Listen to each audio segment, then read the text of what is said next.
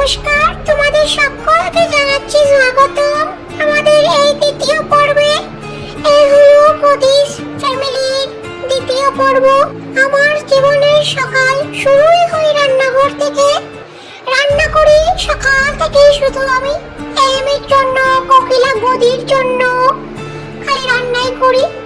সে যাই হোক, তাড়াতাড়ি করে রান্নাটা সেরে নি, না হলে এম আবার এসে রেগে যাবে যদি খাবার রেডি না হয়। স্নান করতে গেছে, তার আগে আমি রান্নাটা সেরে নি।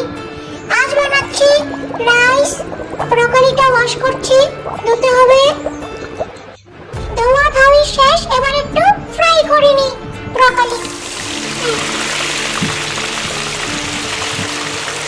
আহা, কি সুন্দর গন্ধ বেরোচ্ছে, মনে হয় এম এসেই পড়বে গন্ধে। সেই যে ব্রকলি সবচেয়ে বড় দিওয়ানা। दीवाना है के ब्रोकली के लिए बेकरार है।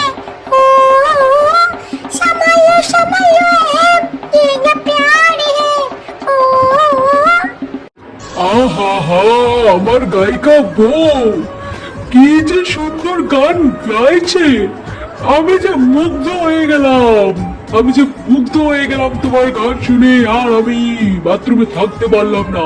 তোমার এই সুমধুর গলা যে আমাকে তোমার কাছে টেনে নিয়ে আসলো গোপী। ও মা গো, আমি যে আর কথা বলতে পারছি না, জিভে যে জল এসে পড়ছে।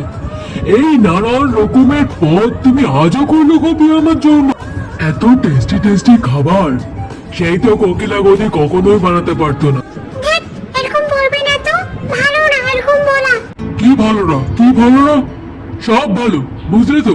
সকাল থেকে তোমাকে দিয়ে রান্না করায়, কষ্ট করায়, আবার শালির বড় বড় কথা তোমাকে নিয়ে। আচ্ছা বাদো, সকাল থেকে আমার বউটা কষ্ট করে যাচ্ছে, ফ্যান টেন নেই। ফ্যানটা চালাওনি কেন জান? আমার ফ্যানটা চালাওনি কেন? এনো এনো এনো, একটু হাওয়া খাও আমার শোন আমার। আহা, তুমি থামো তো তুমি। এসব কি সাউন্ড বের করছো তুমি? তুমি জানো না আমি তো কন্ট্রোল করতে পারি না। ফ্যানটা এদিকে ঘোরা, শরীরটাই গরম করে দিলে এসব সাউন্ড করে। কি যে বলো তুমি? আচ্ছা ঘুরাচ্ছি ফ্যানটা। সেই কি আজ আমি নতুন করলাম তোমার সাথে এরকম সাউন্ড? তুমি নিজেই বলো তো, তুমিও তো সেই সাউন্ড করো। তখন আমার কি অবস্থা হয় একবার ভেবেছো তুমি যেটা? বলছি তোমার চুপ থাকতে, মাসি শুনে নেবে। আচ্ছা বাবা, আচ্ছা আমি চলে যাচ্ছি বাবা। তার আগে একটা মিষ্টি চুমু তো খেয়ে যায় তোমার এই নরম নরম ঠোঁট। এই কি অবস্থা বাবা?